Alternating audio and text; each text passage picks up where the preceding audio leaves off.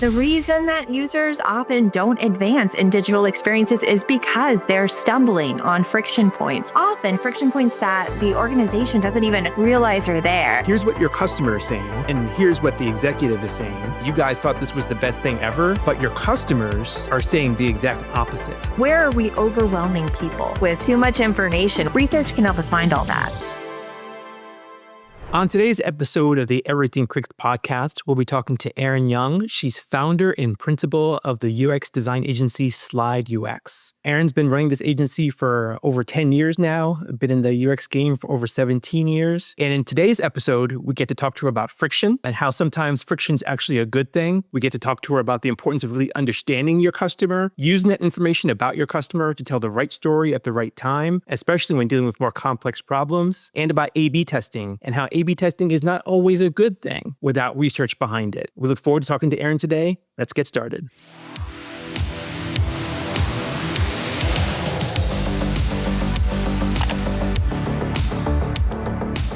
Erin, thank you so much for being on the podcast today. Really excited to be talking to you. I've been looking forward to this episode in particular, just because I know, much like myself, you have a passion for the post-click experience, for how people are really interacting with brands in a number of different digital ways, and how that experience really impacts what kind of customer they end up becoming. So excited to have you on the pod today.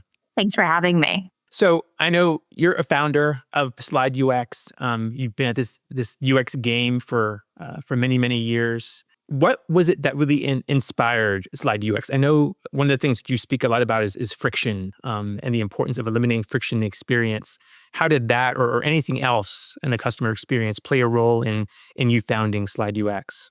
We started Slide UX in 2012, and part of how we chose the name actually was thinking about user friction, customer friction, and asking what's the opposite of that? We want to make things easier. And in the absence of friction, things would just slide, right? So we became Slide UX, inspired by that concept of reducing friction.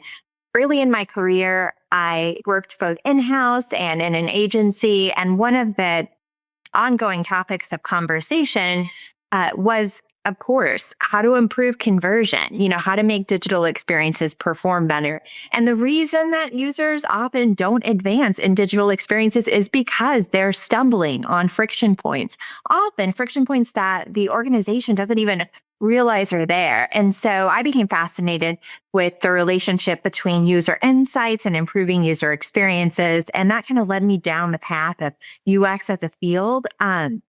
But at Slide UX, our whole philosophy revolves around reducing friction and making things easier for users. That's great to hear. Now, I'm going to kind of play a little bit of a contrarian here. Both you and I believe the importance of making an experience as frictionless as possible.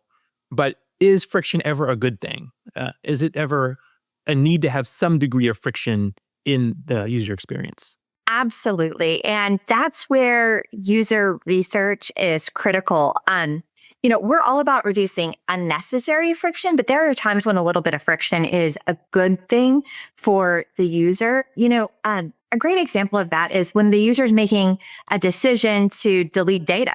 Like if an app just let you delete all of your data with a single tap and there was no confirmation, there was no "are you sure" message, that's a problem. Users could make a mistake and friction can be a safeguard. There are many cases where friction can be used as a tool to make sure that users understand what's actually happening. Because we want people to convert, but we want them to convert because they want that next step, not just because they clicked on something that was so big and so prominent and so attention-getting. And I've seen usability tests where users found themselves at the goal page at that target destination, and the metrics would have looked really good because a lot of users were clicking through, but they were confused about why they were there because there wasn't enough storytelling in the experience or wasn't enough information delivered. So, ultimately, it's not about eliminating all friction. Some friction is good friction. It's really more about removing the bad friction, the stuff that's slowing people down for no reason. That's such an important distinction. And I love how you frame that and even giving that example that you did of deleting all your data, right?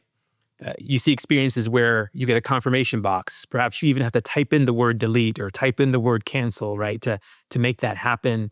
That you need those guardrails sometimes, as it were. You don't want people just kind of roaming about freely, right? There's a reason there's a piece of glass between you and the lion at the zoo, right? You want some degree of friction to make sure that you're able to guide the experience in the proper way, right? And keep it safe and positive for the customer. So yeah, that's such a great example. Thank you for that.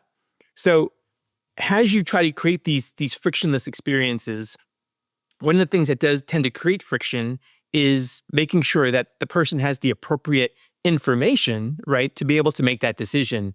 You mentioned there's a story to be told here, and just like any story, you want to tell it in the right order so that things develop in the right way. That there's a reason there's chapter 1, chapter 2, chapter 3, right? So the same thing as people are navigating that customer experience digitally, you want them to, as much as you can control it anyway, or nudge them in the right direction, you want them to be able to experience that story in the right order, to get the information in the right way. But especially when it comes to really more complex purchases, how do you navigate that? How do you navigate that balance between, hey, they need a lot of information to make this decision, but we want this to be smooth, and sometimes an overload of information can be anything but smooth. How do you balance that? Right. I think that is the heart of what user experience practitioners can bring to digital projects. Is you used a couple of words there. You used the word appropriate information. You used the right story, answering the user's questions. All of these phrases hinge on an understanding of what is appropriate.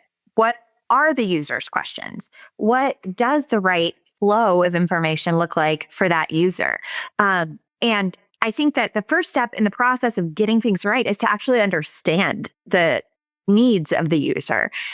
Also, increasingly, user experiences are not linear. Everyone comes in from different angles. In the example of a car buying journey, you might have one user who's just started. They're trying to decide whether they want to buy a car or a truck. And you might have another user that has shopped every competitive model and is down to trying to understand which of them have automatic windows, or, which of them have eh, buttons on the dash and which ones don't. The details might matter to one user upon arrival, whereas they're really far away from the other user when they first arrive. It starts with understanding that, and it's also about providing optionality for users so that they can find what we call in information design, so that they can find the scent of what they're looking for within the user experience, right? So you don't have to answer every user's questions from A to Z on a landing page, but you do need to provide them with a path where they can find that scent and they realize that they're in the right place. A really good example of scent is with return policies, right? You're not going to publish your entire return policy prominently on every product page of your site because it'd make your whole website redundant. But every product page needs to have the sense of that return policy, because the user, some of them, are going to be looking for a path to that in order to make a purchase decision. That's a great example. It's funny. Things have changed so much because of the digital world, right? So as you mentioned, people are really fully in control of their digital experience. It's not linear. They can go where they want to go. They can do the research where they want to do the research in their own time, in their own way. And you and I both grew up in a time when our parents wanted to buy something, it was, let's get in the car, we're going to the store. And that information was controlled, right, by the store, by the salesperson. Like, they're the ones who had all the answers. There really wasn't a medium to do a whole lot of research beforehand. You kind of put yourself and your trust in what that salesperson told you about that appliance or about that car or whatever it is that you were buying, at that particular day.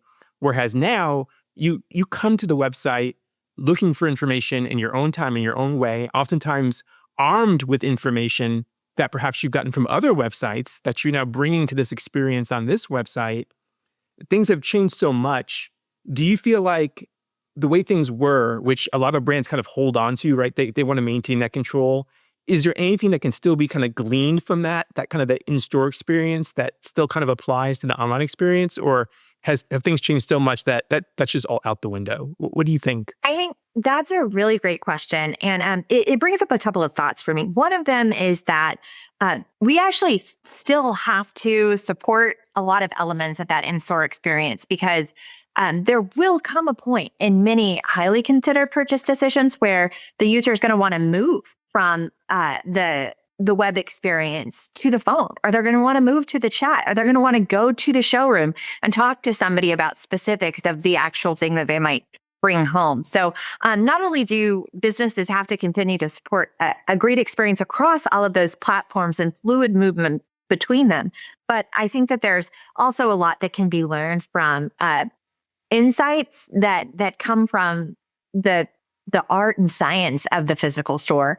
One of the books that I read really early on in my career was The Science of Shopping by Paco Underhill. And it really made an impression on me because it broke down how people really behave in retail spaces, not just how we assume they behave. And it showed how small choices like where a sign is placed or how close aisles are to one another or how a store layout flows can have a really significant impact on whether somebody decides to make a purchase or to walk away. And the research that is used to study physical retail spaces was really inspiring to me in the digital realm. Where are we overwhelming people with too much information? Where are we hitting them with a sign when they're not ready for it and they're trying to find something else? We're just getting in their way. What are the inconveniences of the digital shopping experience? Research can help us find all that. That's great. And, it makes me think, I know as you started your career, you had the chance to be able to kind of interact with people, right? Like you got the chance to understand what it is to deal with people in a very physical way. And I think about the generation that's kind of coming up today, that's beginning their careers. They haven't had that same kind of interaction with people that you and I have from our generation. And I think so much of our perspective on things is really influenced by understanding people, right? And being able to have that level of interaction. Has someone who's been a professional, considered very highly regarded in the UX field, when you think about that newer generation kind of coming into UX, how important do you think it is that they have that experience dealing with people to help kind of guide them on their UX journey? Well, I think for a UX professional, an interest in understanding people is really important. And I speak with a lot of aspiring UXers and I hear that in what many of them say. People enjoy that aspect of it. There's a lot of people that kind of pursue that and seek that out, which is really wonderful. But I also think that there's an aspect of understanding how corporations work, how, organizations work that we got early in our careers that's really important too. As UX professionals, we're not only connecting the organization with users and customer insights, but we're also having to navigate that internal dance, which is maybe a little bit more complicated and a little bit unlike daily life. So there's a learning curve associated with that as well. Um, I will say that there is so much benefit to diversity of age in the workplace because of the way digital expectations and behaviors change over time. My son is 13, he'll turn 14 soon, and his expectations for digital experiences are very different from mine, and mine are very different from my mom's. And digital products often have to serve all three of those personas and so many more. So sometimes the younger folks can bring insights about modern day expectations from the digital natives that you and I might not understand. That's a good point. Yeah, I didn't even think about the importance of having that different perspective to help kind of guide that, especially as people deal with kind of all those different audiences that are coming to the site simultaneously, and how you kind of understand who's on the site and how that experience not only accommodates for that, but perhaps even begins to personalize to some degree, right? To deal with those different audiences depending on what those triggers are. Okay. That makes me think about something. I know when I started in the realm of digital back in early 2000s, I kind of got thrust into it. I was working somewhere where my job involved working with some different partners. And I think the organization was at a place where it says, hey, this internet thing seems like it's going to be big. Maybe we should throw more resources at it. Shamir, this is your job now. You're now going to manage this team over here. And that's how I kind of was introduced to that experience. And I know one thing that really jumped out to me as you began to realize all these different audiences you're dealing with, all these different experiences you're having to deliver, is that mix of marketing, which was my background, but also product, which I had some background in, and IT. And you've probably seen it just as much as I have, as organizations have begun to grow and mature and throw more and more resources at digital. A big pain point over the years has always been getting those three groups to align, right? They really just always spoke such different languages. They looked at things in very different ways. And a lot of the pain was around getting those groups to align. So much so that digital teams began to spring up, right? That included elements of all three of those so that they could kind of unite and deal with that. I wonder, as you continue to deal with organizations, are you still seeing those kind of challenges? And how do you navigate that, making sure those three groups are really aligned? Right. Yeah. No, that's absolutely true. We've been in business, for over 10 years, and most of our clients have originated from one of those three segments, from product, IT, or marketing. It just depends on the organization and the initiative. And oftentimes folks from all three of those departments are part of our projects.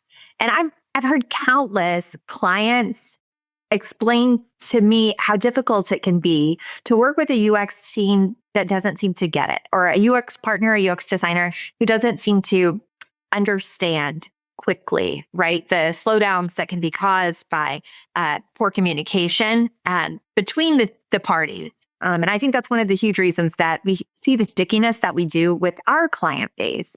So some of the techniques that we use, first of all, coming in as an outsider to that organization, we start with asking questions and really listening to the answers in the context of workshops with key stakeholders or one-on-one interviews with key stakeholders from different departments. And that gives us the advantage of understanding what the priorities are and what the language is that those folks are using, so that we can reflect that back through the duration of our work together. We don't always understand all of their internal terminology at first. You've got the department that they're a part of, but then you have all the acronyms and the lingo that's specific to their systems and their domain. So we encourage the team at Slide to really speak up and ask clarifying questions to make sure that they're truly understanding the information that's received in those early stages of the project. I think oftentimes when we ask clarifying questions early on, there's someone else in the room or on the Zoom call who is nodding like, yeah, I was wondering the same thing, So it's really good to clarify up front and establish some of that language. And then as the work progresses, we can refer back to those priorities, to that language, and reflect it back in how we share the work, how we talk about decisions. But we also kind of cheat a little because we do ask our client teams to assign consolidation captains. That role is the person on the project on their side who's ultimately responsible for ensuring that everyone has the chance to provide input, that they've received the deliverables and the information they need to. And when there are multiple pieces of conflicting input, which is often the case when there's competing goals, ultimately the consolidation captain is the person that we're going to work with to choose the best path and which of these wins the debate. We advise and empower them to make that choice. Speaking about that and trying to navigate that and get that proper understanding, do you ever find that your team ends up being kind of like the diplomats in the room? Like, the people who kind of are the ambassadors to these teams because maybe they haven't gotten along. Maybe there's been past projects that haven't gone well because they haven't communicated well with each other. They're not speaking the same language. And I'll tell you in a second why I asked that question. But first, I'd like to hear, do you find that sometimes happens? Most certainly. Sometimes I am surprised how simple problem solving can be with, it's like, it seems like what we just need to do is to come into the situation and listen to everyone respectfully and reflect it back and help them figure out where the overlap is or what differences need to be resolved. And it's really like counseling more so than it is like UX work at those times. Yeah, you're like a mini UN there. Yeah. The reason I asked that question, and I'm curious to get your thoughts on this, is I have a very strong theory that the reason that the user experience, the post-click experience doesn't get as much love as perhaps kind of the flashiness of the advertising world does is because it's so much harder. It's just more complicated. Because it does require that alignment between marketing and product and IT, that putting an ad on Meta or on Google doesn't require. And I think that causes a bit of fear and a bit of uncertainty that just makes people kind of stay away from that and say, well, it's easier for me to throw more money at advertising and solve the problem that way and just push more people, to the website or to the app or whatever that digital experience happens to be, as opposed to saying, hey, let's solve this experience issue. Let's maximize the people we're already getting and make that a better experience. But that's more complicated. That's harder. And I really feel like that's why that experience doesn't get the love it should. I'm curious to know what your thoughts are on that. Yeah, as the team that's kind of always focused on the experience, it is a little bit hard to say. I think that there can be a sense of overwhelm around all of the possibilities. And you can put a bunch of different advertising stimulus out there, and you feel like you can measure which of them is performing the best. So you can kind of get this objective answer that this ad performed better than this other ad. But a lot of success relates on the relationship between the expectations that are set by that traffic driver and what the person experiences when they arrive. Like ultimately, if you click on something that's pitching one thing and then you find yourself, on a web page that seems to have nothing to do with that, you're not going to convert. And I think it can be overwhelming to think about, well, we've got 100 different ads out there. What does that mean for the post-click experience? And for many organizations, it's important to just kind of focus, optimize a few of these paths, right? Take a single priority path and make sure that you're doing that well before you put 1,000 different variations out there and risk mismatches between the source and the target. Yeah, you really got to find that starting point, right? You're not going to solve every problem in one day. That's just not going to happen. But if you get a starting point and you start moving in the right direction, then there's at least room to move forward, to iterate, to learn, to grow, right? Sometimes you're going to fail, but each failure is a place where you can learn and then keep moving forward. I know that's something that you guys really promote a lot. We promote a lot as well. Us, especially on the experimentation side, you guys do that a lot with a lot of usability testing, a lot of usability research that you do, and I think those things work in alignment, right? I mean, I don't think either of those things should happen in a vacuum. I think some people do. Some people have the thought that, well, there's no reason to do any usability testing. We'll just A/B test it. Well, I don't necessarily agree with that. I really feel like usability testing, usability research informs the A/B test, right? And gives you a better test that's more likely to yield, more learnings and more results.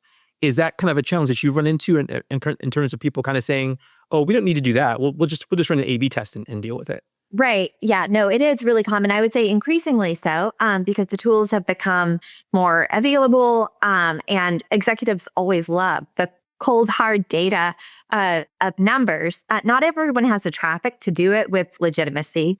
But even aside from that, what I find is that, product teams and marketing teams are creative people. They're innovative. They're problem solvers. And when we see a performance issue, we have assumptions about what's causing that. A lot of teams are very, very tempted to jump in and solve the problems that they're assuming exist that are leaving opportunity on the table. And, they jump in with those solutions, and sometimes that does move the needle. But without talking to real users, you don't always know if there was some other much larger problem that you could have solved that would have moved the needle much further than the micro optimizations that you were making over here with the problem that you assumed was there. Sometimes we just don't know what users are experiencing or why they're reacting the way that they are. And if we jump right into optimizing for what we presume is the problem, we might miss a bigger opportunity. That's so well put. I really firmly believe that any good experimentation program, any good A/B testing you're doing always starts with the research, right? It's not in place of it, right? It's a component of the overall process of learning. And if you start with that baseline of saying, what is the research telling us? What is user testing telling us? Where it's customer feedback telling us? Whether that's focus groups, whether that's surveys, that information is going to inform the design of the test itself. And just as you mentioned, you're going to design a better probable variation or solution to then put in front of the audience it's much more, the data says it, that it's much more likely to end up being a winning variation, to have a bigger impact of the business, because it's not just informed by what someone thought when they woke up in the shower that day. It's informed by what the customers are telling you, and it's pushing you in the right direction, a direction that you might not have gone otherwise. So I really feel that and believe that. And I know that you guys are big proponents of that as well. Having been in business for as long as you have, having been at the agency now for 10 plus years, having been in this field for almost 20 years now, I can imagine between your corporate experience, your agency experience, both on the side of working for an agency and now having your own, you must have a multitude of stories to tell. Some probably it'd be better not you tell, but you must have a number of different stories to tell. I wonder, do any of those kind of really just like, come to the top of your mind of like, wow, this, that experience really taught me something that, there's just put an indelible mark on your career and you've never forgotten. You've always kind of carried that learning through. Absolutely. There have been some really powerful stories from user research where, it's the unexpected findings piece where we learned something that we really didn't anticipate learning, and it made a huge difference, that are always most exciting and satisfying for me. In one case, we were doing some generative research to understand the audiences for a potential product. And we learned that the two audiences our client was considering were very, very different in terms of their expectations. And really, one of them was very unattractive to the client after we had interviewed a handful of them and we had insights about how fickle they would be, how price sensitive they would be. And it completely informed their development roadmap, their product strategy. They focused on the other audience instead of taking the original approach that they'd imagined. That felt pretty good, In another case, we had a client that had really great numbers, but we learned through usability testing that the redesign that they'd launched was causing users to click through without carefully understanding what they were doing. So the users were arriving at the end of the flow, but they didn't really know what they were doing there. And they were expressing a lot of confusion once they were there. And that's just something that they never would have known. The numbers would have always looked like they'd been really successful, And in another situation, it was a simple test where we had some language that made sense to everybody in the room, everybody on the design team, on the product side. But when we tested it with users, every part of this user experience tested really well, except this one phrase that we'd used that was really important, like halfway through, was uniformly not understood by users. And again, we would never have known that had we not put it in front of users. And it was also like a 2-second fix to change that language, So those examples just make me feel really good. We're learning just as much as the clients are in those situations. So there's no crystal ball, but I absolutely love it when we can bring a big aha moment with user research. That's great. And it's great to hear that you had those positive experiences. So that makes me think there's probably negative experiences too. So oftentimes, I'm sure you deal with a client, maybe even an executive, either that's part of the project or maybe it's just aware of it, but maybe isn't in the room. And the findings that you're bringing from what users are saying, from your testing, from your research, run directly contrary to what, C-suite executive X says they want to do or what their vision is. And it's like, well, here's what your customer is saying, and here's what the executive is saying. And your job, much as it is ours, is to tell them what they need to hear, right? Not what they want to hear. How do you find navigating that balance, right? Of saying, hey, I appreciate that maybe you guys thought this was the best thing ever, or maybe, your CMO or CTO thought this was the best thing ever, but your customers or your prospective customers are saying the exact opposite. How do you navigate that conversation? Yeah, we've absolutely been in situations like that. One of the, I guess, things that we have going for us is that when a client team decides to invest in user experience support, they're investing in it. And oftentimes they want that insight. What'll happen occasionally, though, is that there is somebody who's not involved in the decision making. They didn't choose to make the investment. Maybe they're a step up, maybe they're, a step horizontal, sideways. And when they're exposed to what's happening, something about what's happening doesn't meet with their expectations because they haven't been following the trajectory of the project.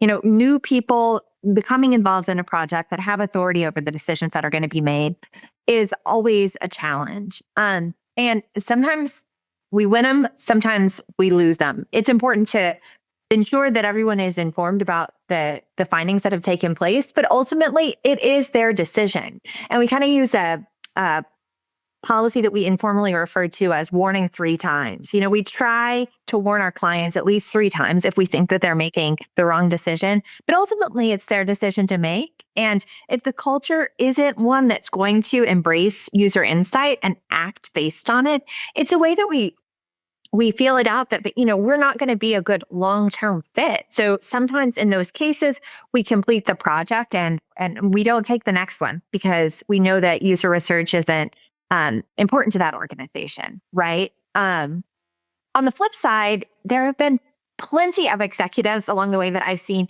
be truly humbled by what they've learned in user testing. And they've, scrapped initiatives that they thought that were really important based on it. And they've been so happy to do so because it's not always the numbers that get recorded on paper, like lift. It's like, okay, yeah, if you double the conversion rate, we see that, wow, this is so profitable.